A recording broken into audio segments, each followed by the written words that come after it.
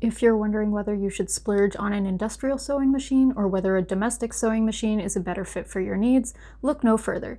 In this video, I'm going to be comparing the two machines, including the defining assets of each, such as price range and other pros and cons, in order to help you determine which machine is best for your situation. Alright, so what is an industrial machine, what is a domestic machine, and how are they different? An industrial sewing machine is designed to be used in a professional setting for mass production.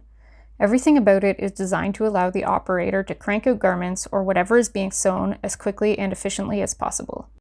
Side note, there are a lot of different kinds of industrial sewing machines, and the one that I'm showing in the video is a single needle lock stitch machine primarily for apparel. Depending on what you're making, this might not be the right type of industrial machine for your project. Industrial machines only do one type of stitch, but they do that one thing really, really well.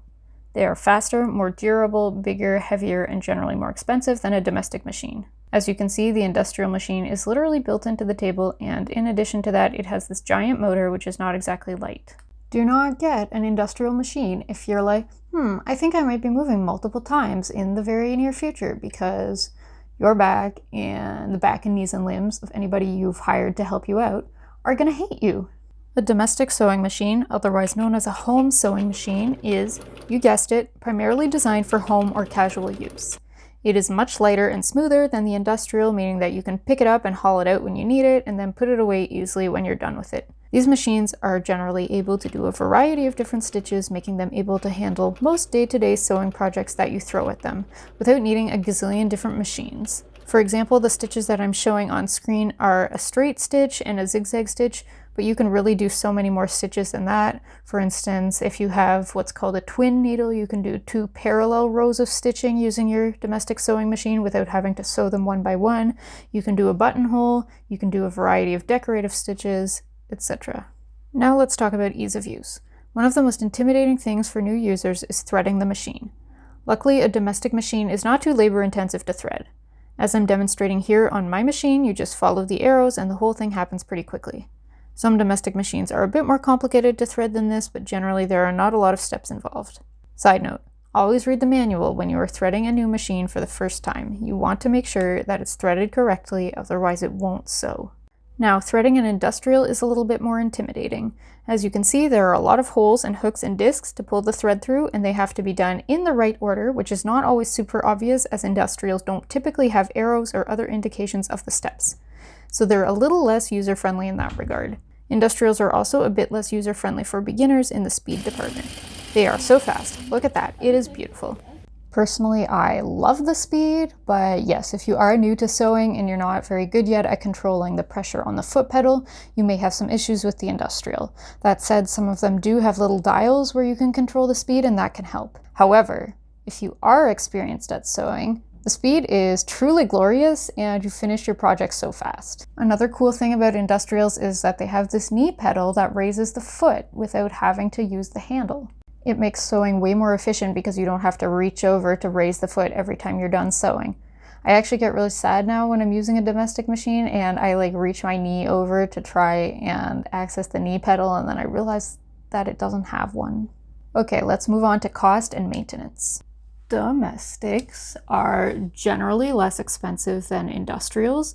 They typically cost about $100 to $500, although you can definitely find top-of-the-line models that cost a lot more than that. On the other hand, I've also seen people giving away domestic sewing machines for free on Buy Nothing groups, so there really is a range. Domestic sewing machines do need to be maintained.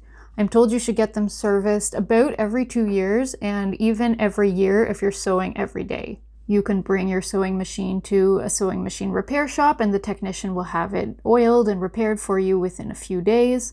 You can also sometimes get a technician to come to your house to service your machine, although that obviously is going to cost more. Industrial sewing machines typically cost upwards of $800, and they can range into the thousands if you buy new. In terms of maintenance, these babies are literally bathing in oil, as you can see, so you need to fill them up with oil when they get low.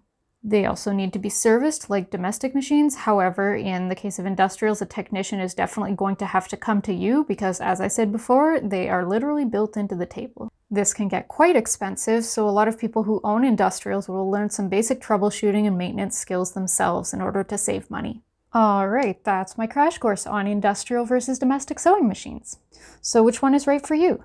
If you're going to be doing any kind of professional sewing, I would highly recommend getting an industrial machine. You're going to be using it a lot, so you want a machine that's built to last, and you can definitely benefit from the speed and efficiency that this type of machine can provide.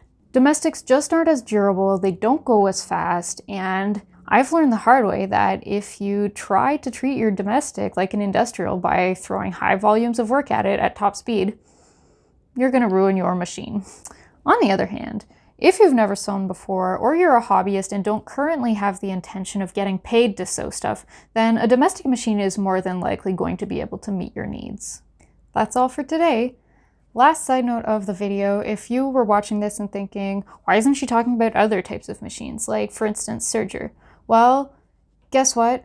Good news. A video about sergers is in the works. They are super cool. I'm really excited to be making this video. If you want to see that one, subscribe and hit the notification bell so that you don't miss it, and I'll see you in the next video.